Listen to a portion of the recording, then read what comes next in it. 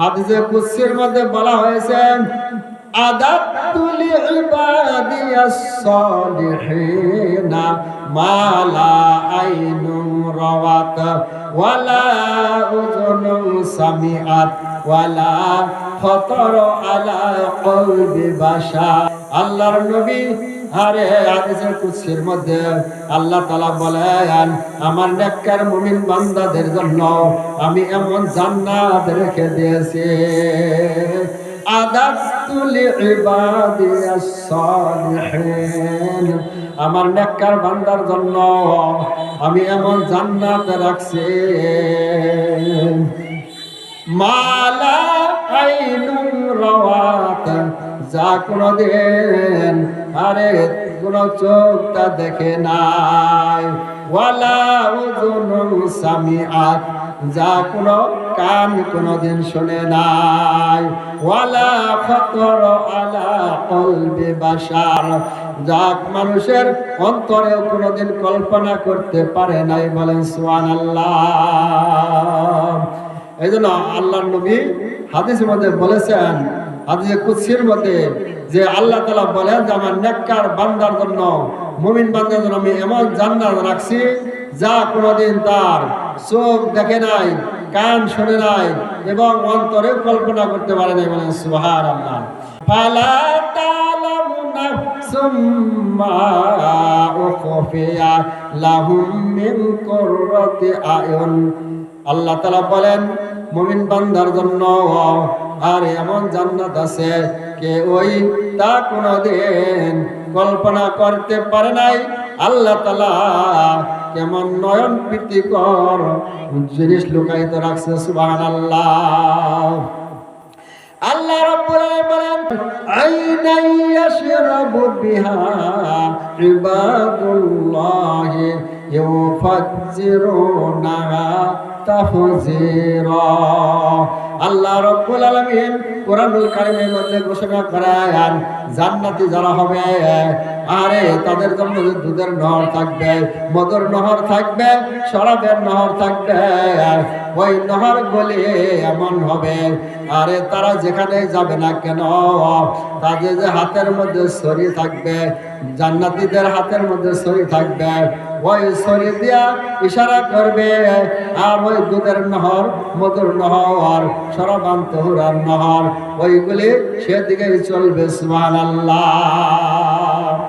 আল্লাহ রাব্বুল আলামিন কোরআনুল কারীমের মধ্যে ঘোষণা করলেন যে জান্নাতের মধ্যে যে নহর থাকবে, দুনিয়াতে যে নদী নালা আছে, খাল বিল আছে, এগুলি কিন্তু আমরা ইশারা দিলে কোনোদিন কোনো দিকে সরবে না। সরবে কি?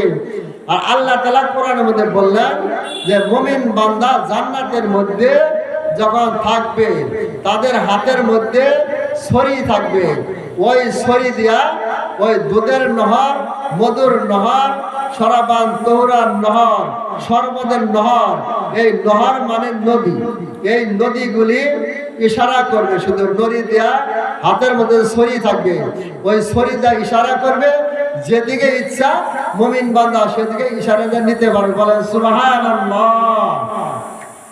আল্লাহ তাআলা বলেন ওয়ালাকুম ফিহা মা তাশতাহি আনফুসুকুম ওয়ালাকুম ফিহা মা তাদউন। আল্লাহু আকবার।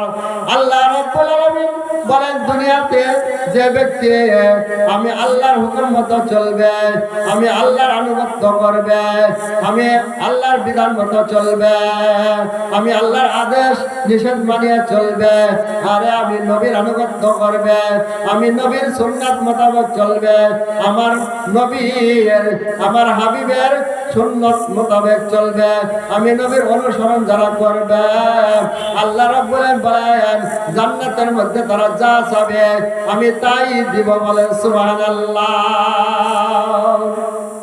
আল্লাহ তাআলা বললেন ওয়ালাকুম ফিহা মা তাশতাহি আনফুসুকুম ওয়ালাকুম ফিহা মা তাদউন।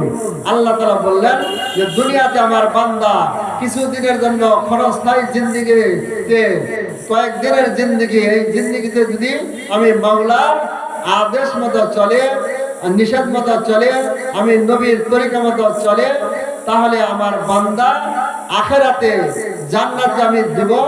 জান্নাতের মধ্যে আসার পরে যা চাবে, তার মনে যা চায় আমি তাই দিব। বলেন সুবহানাল্লাহ।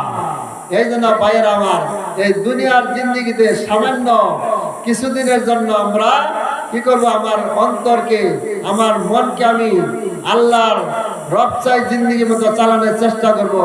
আল্লাহর হুকুম নবীর তরিকা মতো চলার জন্য চেষ্টা করব। কবে বলে গর্ত খাহি জিন্দেগি তোর বন্দগি, গর্ত খাহি জিন্দেগি তোর বন্দগি, বর্তরে কে মুস্তাফা কোন জিন্দেগি।